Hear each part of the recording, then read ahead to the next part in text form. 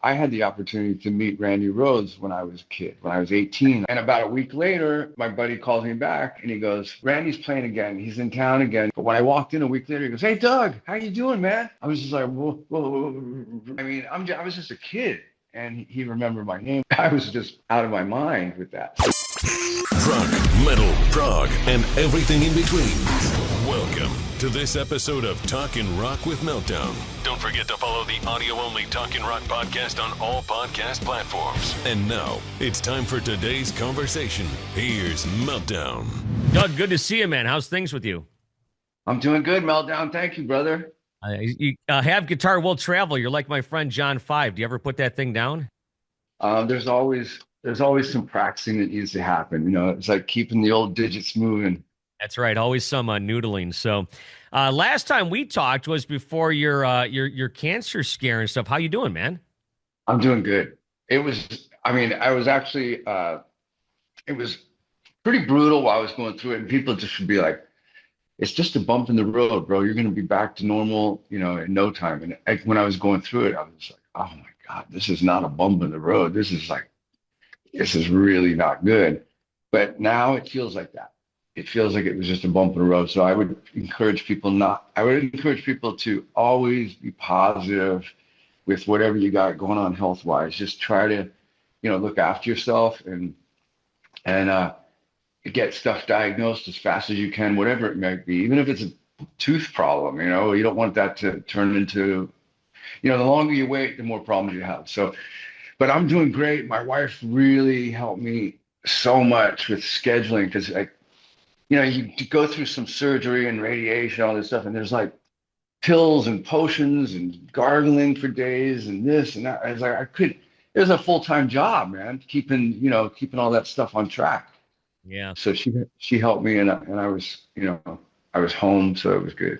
That's great, man. I mean, we've only talked once or twice before, but I can just tell you're a good dude. And when I heard that, I was really praying and pulling for you. And I'm glad to see you're out on the other side and now getting back out on the road and getting back with the boys.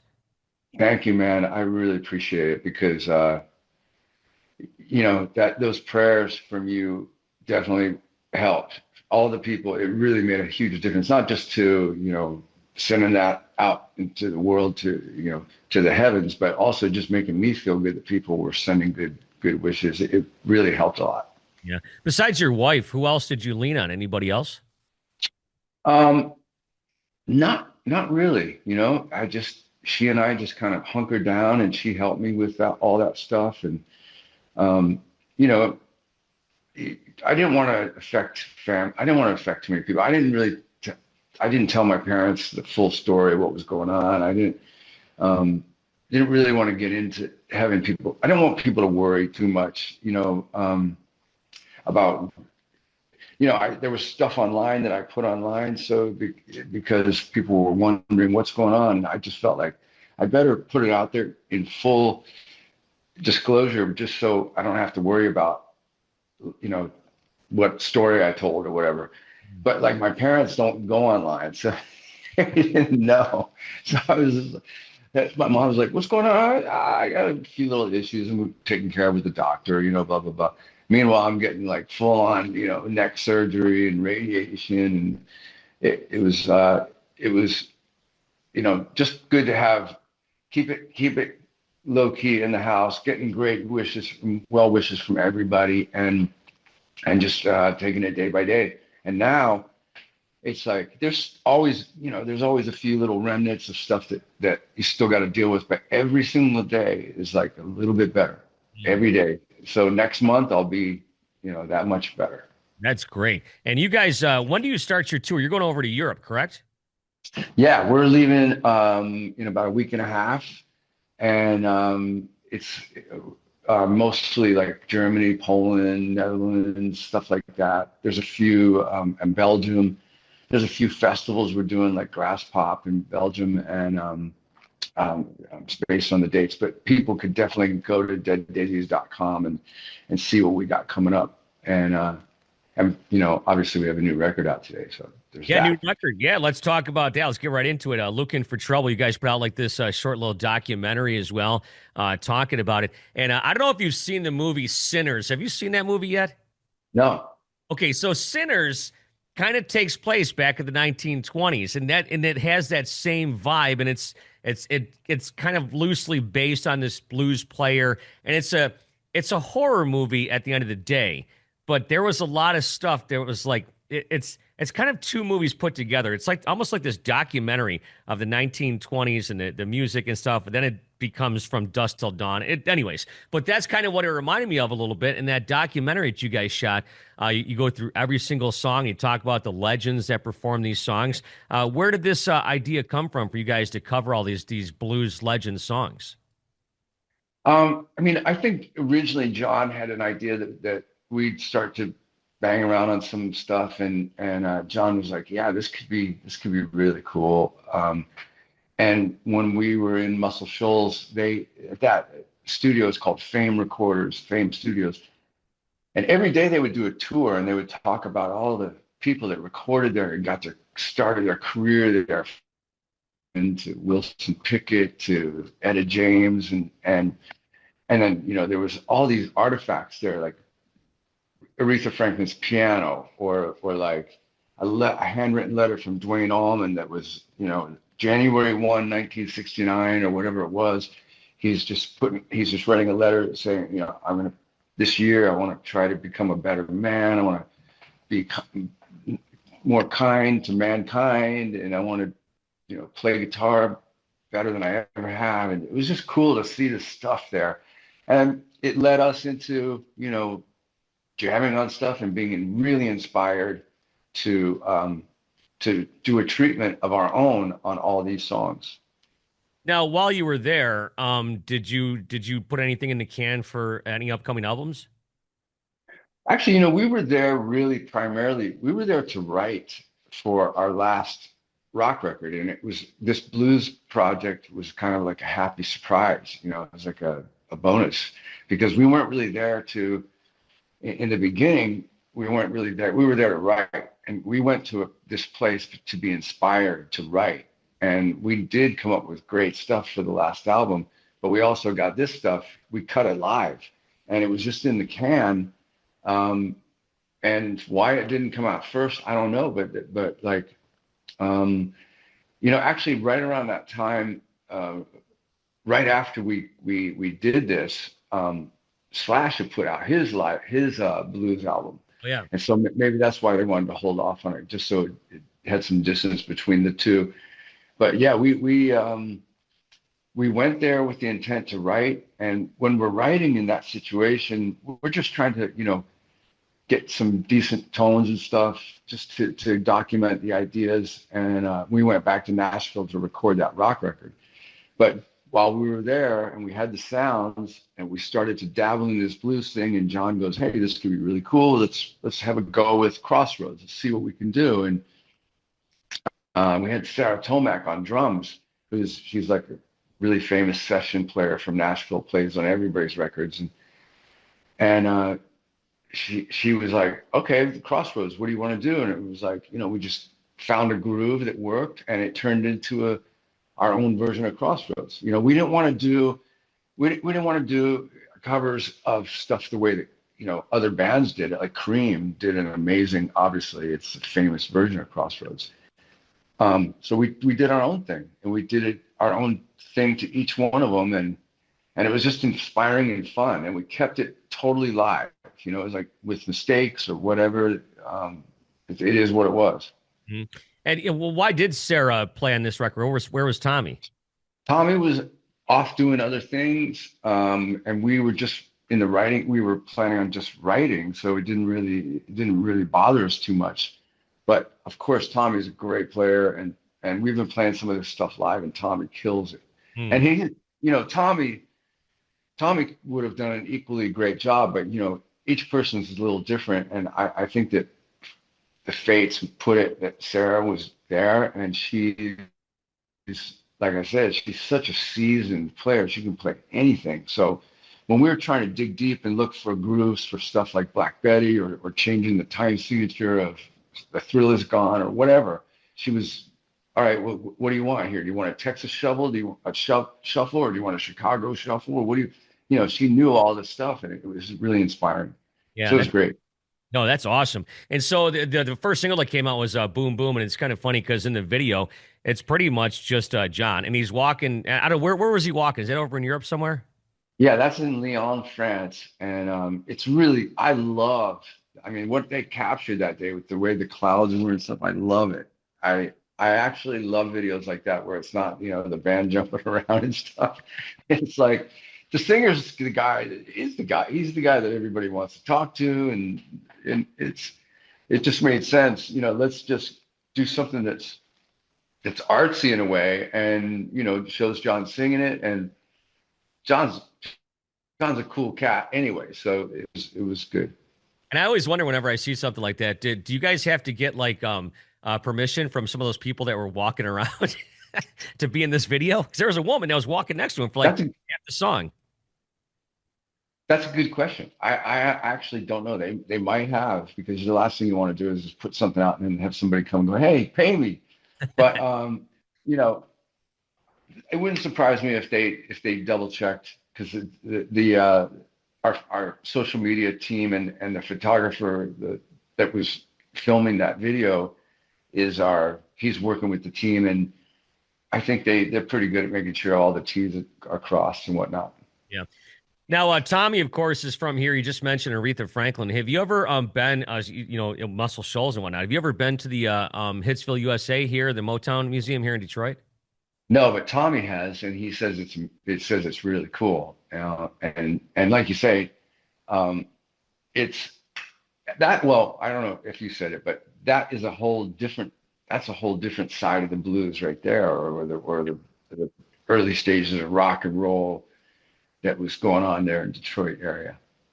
Yeah, and you mentioned like when on the documentary, this is where Dwayne Allman stood and all this stuff, and it's like at Hitsville, USA, you can see the candy machine that Stevie Wonder would get candy out of, and just different cool things. They have a studio downstairs as well. That's awesome, man. I'll have to check that out next time we're over there, and Yeah. hopefully, early next year we'll be in the States over there. They're actually talking about a few dates later this year, but I don't know any details yet. Now, as far as you're concerned, which song stands out to you on this album, in your opinion? I mean, I really am blown away by Boom Boom, the reaction it's got. It's not like a kick ass, it's not, it's more of a chilled, laid back barbecue type of, let's marinate on this thing and just let it rock and I really dig it. I don't know. I think Black Betty probably is the keystone to the album because we really came up with a whole different vibe on that. It's very simple, but it feels good. And in fact, the whole album is really simple. But I would say Black Betty, for me, that and The Thrill Is Gone was really fun and interesting and a challenge and scary and all kinds of stuff, man. Trying to do a number on a song that BB King just did perfectly. I mean, where do you go from there? So I suggested, could we give it a shot and see what we do? And it turned into a really, deep blues kind of sadder version of that song. And then and all of a sudden we came up with a new musical part that we tagged on the end. It was just kind of a descending line, and it was just cool, So it's different. Looking for Trouble is out right now as we talk, and like I said, you got to see that movie Sinner. If you're flying over to Europe, maybe it'll be on your screen there in front of you. Is it out right now? Yeah, it came out like about a month ago. Oh, I'll definitely be looking that up. Yeah, and There also, I'm sorry, say again. no, I was just going to say there's a few movies that have that this record's going to make me want to go back and like Oh Brother Where Art Thou? That was a great movie with George Clooney and I forget the actor's name, but um, yeah, even stuff like Crossroads, the movie Crossroads. I want to go back and revisit that. If you see Sinners, by the way, I won't spoil it for you, but stay through the credits, and there is an end scene with a famous blues man. We'll just say that. Cool. I So definitely will. So yeah. So like I said, that's out right now. Speaking of Tommy, he texted me. I said I told him I was gonna be talking to you. I said, give me a question, and he wanted to know what the facial hair philosophy was in Whitesnake. Oh, that's funny. There was I mean originally when David put the band back together and me and Reb and Tommy Aldrich and Marco and Timothy Drury, none of I well maybe Reb had a little facial hair. He had a little Reb has always had a little cool thing going on, but it was very kept, you know. He basically just didn't like facial hair, David, you know, and especially when, as we were getting older, there would be some gray, you know, and he'd be like, Douglas, there's no gray snakes in Whitesnake, you know, and it's like, okay, DC, I'll get some, you know, basically, I didn't really ever have a beard. I was just trying to, you know, he might have been talking about, you know, somebody else, or at one point, Michael Devin, it was so funny, man, because he, you know, David was like not, he just wasn't into it. And Michael Devin, meanwhile, on his off time, had grown a really killer looking beard. And this was like way before everyone was growing beards. And Michael just liked it. He was like, I'm not trying to prove anything. I just like it. It's just comfortable. My girlfriend likes it. I don't want to shave, you know. And David started to and we were working on a record, and David started to ask him like, "Hey, why don't you come up and do some vocals?" And you know, we got to come up and do bass anyways at some point.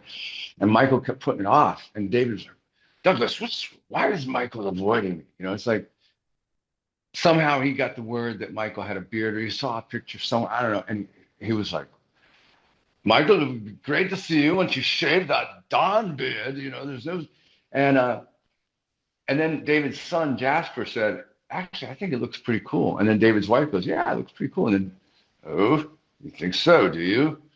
Okay, you know, and it was just like, but yeah, there's the saying that Tommy's probably talking about is there's no gray snakes in white snakes.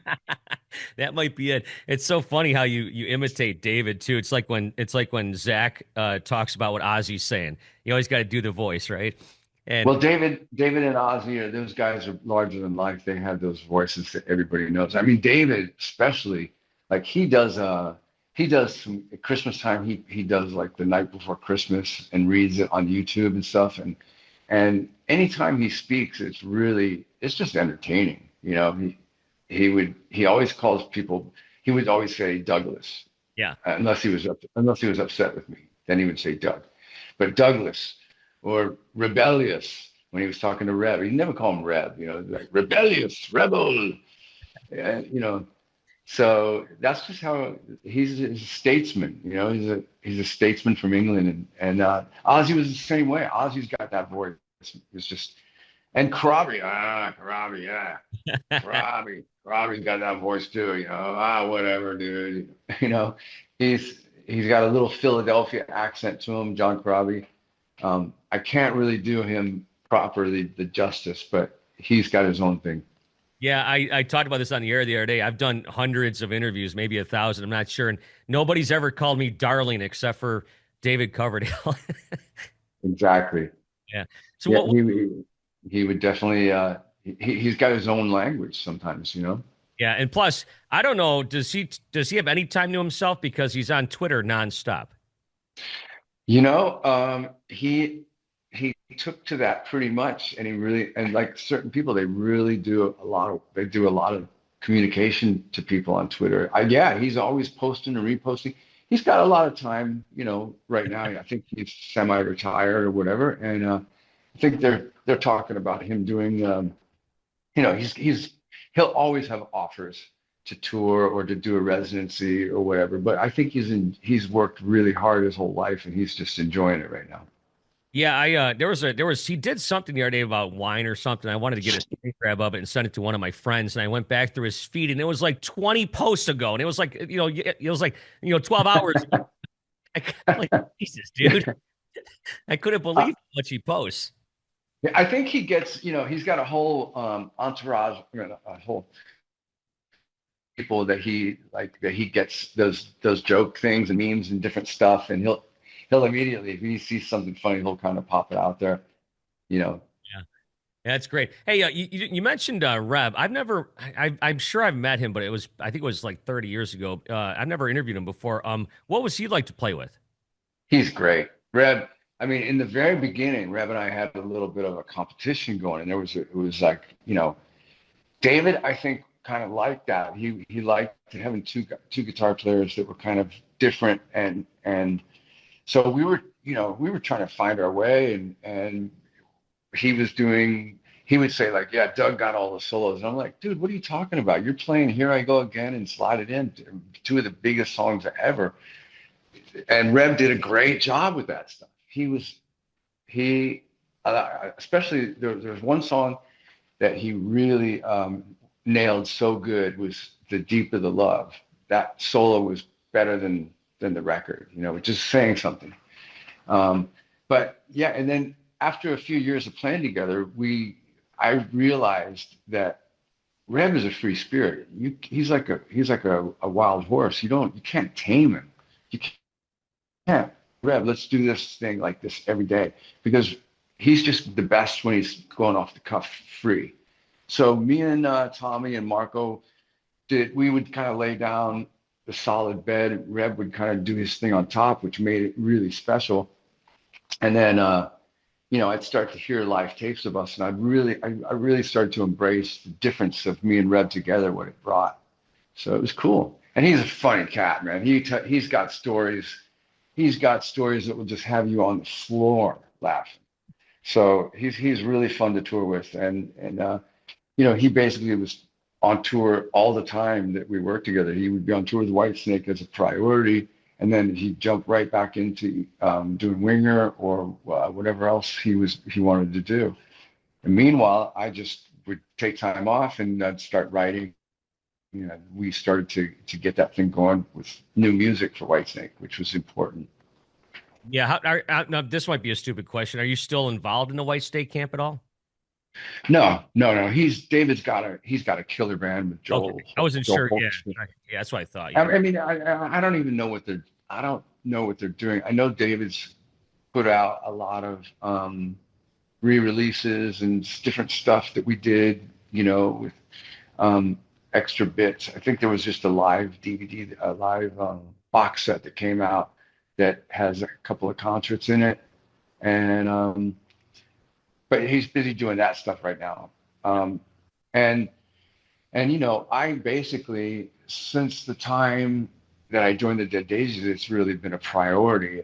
Um, and I did do a few things in the beginning when I joined the band outside of the band, but around the time when Glenn Hughes came in, I basically dedicated 100% because I wanted to make sure, first of all, when Glenn came in, that he was comfortable, and we had to, adjust our writing style, our writing. How would you say it? The writing process? mhm. We had to adjust that when Glenn came because he's a whole different person. With John, we sit down together, everybody, and we just go through stuff together, and including doing arrangements on this Looking for Trouble record. We just sit down and we're all in it together like a family. Um, and with certain other situations, people will bring certain other bands or situations, people will bring more completed ideas, and then you still put your touches on it and tear it down or do whatever. But um, so I've been 100% dedicated to what we're doing, and I'm super excited about this record, obviously, because it's something different. Yeah, I saw you guys when you played here with Glenn, and man, I got to tell you, Glenn's impressive. Yeah, absolutely. He's one of the greats. I mean, how lucky have I been to work with Glenn Hughes and Coverdale and Dio and Karabi, and even I worked with Kelly Hansen from Foreigner for several years, and my first singer, my first band in LA when I was a kid was a band called Lion, and the singer of Lion was Cal Swan he was from Britain, and he was, I've just been really lucky with singers. I can't even believe it, actually. Yeah, that's right. I forgot about the Dio because you're talking about it. That's when I started getting into rock and roll back then. And yeah, I only had a chance to meet Dio one time, but uh, Lizzie Hale told me something one time. She said that Dio said to her that you'll never remember the names of the faces or where you meet these people, but they'll always remember you. So be nice to everybody. And that's kind of how he was when I met him. That's good advice, and he would actually remember people's names a lot of times. He's and Karabi does too. Karabi can remember people. He's got a memory like that. I'll tell you what, a story of rock stars remembering people's names. I had the opportunity to meet Randy Rhoads when I was a kid. When I was 18, I first came to LA, and some guy, this it's not some guy, a guy that I made friends with, I met him at the Troubadour. He called me on my phone. I just had a little apartment, like a little studio, and my phone did get cut off after I was here about 3 months. But before it got cut off, this guy called me and he says, "Hey, Randy's going to be playing a couple songs down at the Whiskey tonight. Do you want to go see that?" I'm like, "Randy? Randy who?" And he's like, "Randy Rhoads." I go, "You mean the English guy from Ozzy's band?" He goes, "He's not from England. He's from Burbank." I go, "Randy Rhoads, the guitar player, the blonde guy, plays the Les Paul and the cool kind of weird flying." "Yeah, Randy Rhoads." I go there. He used to take lessons from Randy. He goes, "I used to take lessons with him." I'm like, "Oh my God." So we go meet Randy, and about a week later, my buddy calls me back and he goes, "Hey, Randy's playing again. He's in town again. He's going to play again with Kevin DeBro. Do you want to come see him?" And I go, "Hell yeah." And I walk in the Whiskey, and I had met him and I told him how much I was blown away by him on the previous thing. But when I walked in a week later, he goes, "Hey, Doug, how you doing, man?" I was just like, "Whoa, whoa, Randy, wow." It blew me away. I mean, I was just a kid, and he remembered my name, and it just made me, I was just, you know, out of my mind with that. So I think it's great advice that he gave Lizzie. And she's like that. Lizzie is a super, Yeah. really kind-hearted artist. She's great. It's funny you say that you thought he was English because back then kids all you had was magazines, and if you didn't meet him or if you didn't see him on TV, how would you know? Now we get the internet, you can see what everybody's doing. I know it's almost, it's great, but it's almost like you miss that mystery. Yeah. That was like, I mean, going to concerts as a kid, I wouldn't even, it wouldn't even have dawned on me that maybe the band's staying in a hotel down from the venue, Mm. or maybe we could go to the venue early and see soundcheck. It just never even occurred to me. And we went to every concert from Aerosmith to Sabbath to, you know, everything. And that day, I look back at it. I'm like, we walked out of this theater after getting our heads blown away by Randy and Ozzy, with his new band with Tommy Aldrich and Rudy. And there's a tour bus ride. I just didn't even think about it. They're probably just sitting on the bus having a beer or whatever. It just never occurred to me. And it's wild So that you've been able to meet or play with a lot of these guys. I know it's crazy. I've been so lucky. I mean, I'm just all around, thank God, man. Thanks to God. I'm really lucky for a lot of reasons. I've had a long career and I still got a lot to show and do.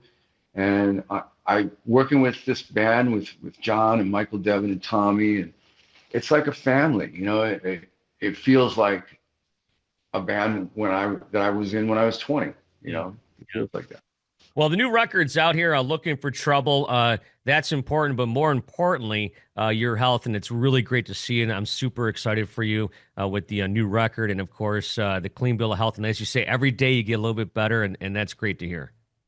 Yeah, so I got my blood done, my blood work done about 3 months after the last procedure, after the last radiation, and my blood came back perfect. Oh, awesome. And I had you got to get a full body scan like every 6 months for the first few years. Because you can't really, you're not supposed to sit, you're not really technically cancer free until you've been 5 years. Oh, But I feel great. So, I mean, I'm just going to roll with it and just keep trying to take care of myself. And, the doctor, I said, what do I, he's like, there's a lot of stuff that you can eat to be more healthy, like keep away from stuff that's got more than 2 or 3 ingredients if you can, go with real food. stuff like that. So I'm just going to keep doing that and playing music, and I'm happy as a clam.